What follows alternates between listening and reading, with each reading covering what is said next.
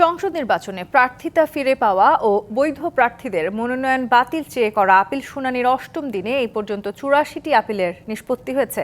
এর মধ্যে মঞ্জুর হয়েছে ৩৪টি। কুমিল্লা ৪ আসনে বাতিল হয় বিএনপির মঞ্জুরুল মুন্সির প্রার্থিতা।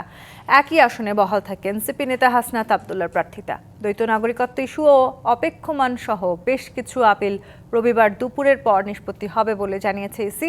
এছাড়া আপিল শুনানির এই কার্যক্রমও শেষ হচ্ছে কাল। আরও জানাতে নির্বাচন ভবন থেকে যুক্ত হচ্ছেন সহকর্মী হুমায়রা ফারুকী। হুমায়রা, সব মিলিয়ে আজকের আপিল নিষ্পত্তি কার্যক্রম নিয়ে বিস্তারিত জানাবেন আমাদের।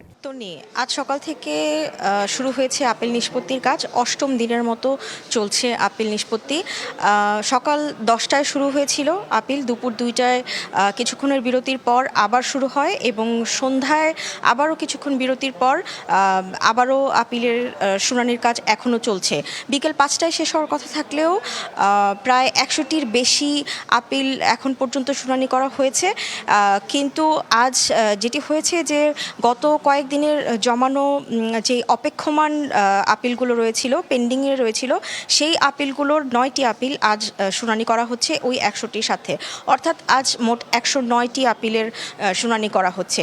আর আরেকটি বিষয় আপনাকে জানিয়ে রাখি যে দ্বৈত নাগরিকত্ব ইস্যুতে আগের পেন্ডিং হওয়া যে আপিলগুলো এবং আজকের যে আপিলগুলো সবগুলো মিলিয়ে আগামীকাল অর্থাৎ 18ই জানুয়ারি আপিল নিষ্পত্তির শেষ দিন দুপুরের পর সেগুলো নিষ্পত্তির সময় নির্ধারণ করা হয়েছে।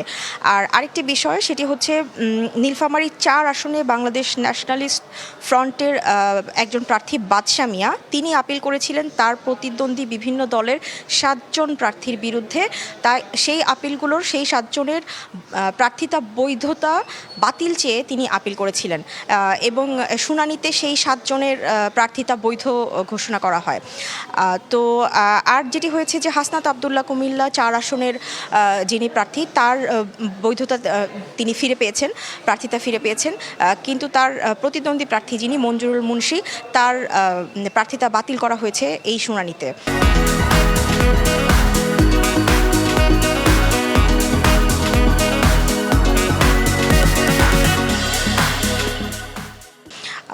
আর যেটি হয়েছে আগামীকাল আপিল নিষ্পত্তির শেষ দিন, আগামীকাল বিকেল 5টা পর্যন্ত আপিল নিষ্পত্তির কাজ হবে।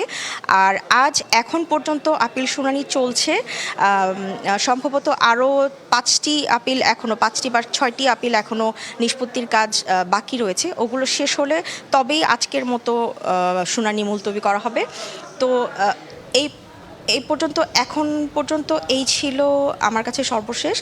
পরবর্তী তথ্যগুলো হাতে আসা মাত্রই আমি আপনার মাধ্যমে তা দর্শকদেরকে জানিয়ে দিব। হুমায়রা, আপনাকে ধন্যবাদ। দর্শক আমাদের সহকর্মী হুমায়রা ফারুকী যুক্ত হয়েছিলেন নির্বাচন ভবন থেকে।